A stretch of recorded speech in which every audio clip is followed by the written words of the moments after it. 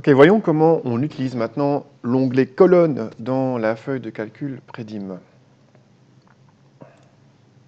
Elle ressemble énormément à l'onglet poutre. On écrit uniquement dans les cellules où c'est écrit en rouge sur du jaune.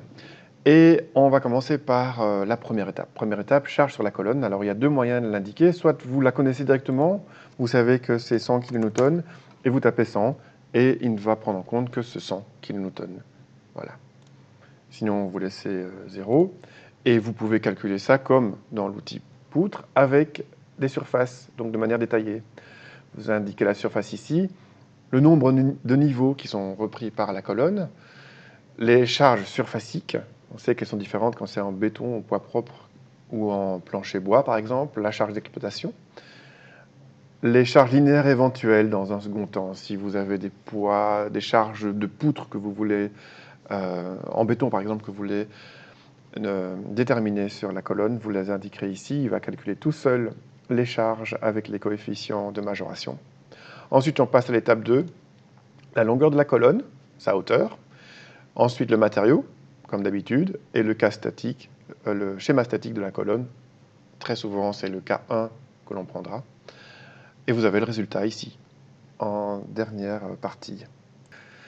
Alors, on va dimensionner la colonne ici, en façade, d'une structure en acier qui est une toiture, un hall à toiture plate. La hauteur H, c'est 5 mètres. En façade, entre chaque colonne, on a 8 mètres. Et de manière transversale, on a ici 8 mètres. Pardon, en façade, on a 6 mètres entre chaque colonne. Donc on va d'abord calculer la surface reprise par cette colonne.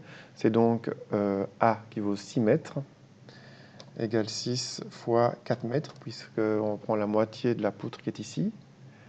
On a un seul niveau. On a une charge de 50 kg par mètre carré, une charge d'exploitation de 1 kN par mètre carré. On va garder ici 0 pour tout ce qui est charge linéaire, puisque tout le poids propre en acier ou en bois pour ce genre de structure va être compris dans le 50 kg par mètre carré. Étape suivante, la hauteur de la poutre, c'est 5 mètres, c'est déjà indiqué, tant mieux. C'est de l'acier, on va prendre l'acier. Le schéma statique, c'est le 1. Et la réponse est une HCA 100. Voilà. Comment utiliser l'onglet colonne pour la feuille de calcul Prédim.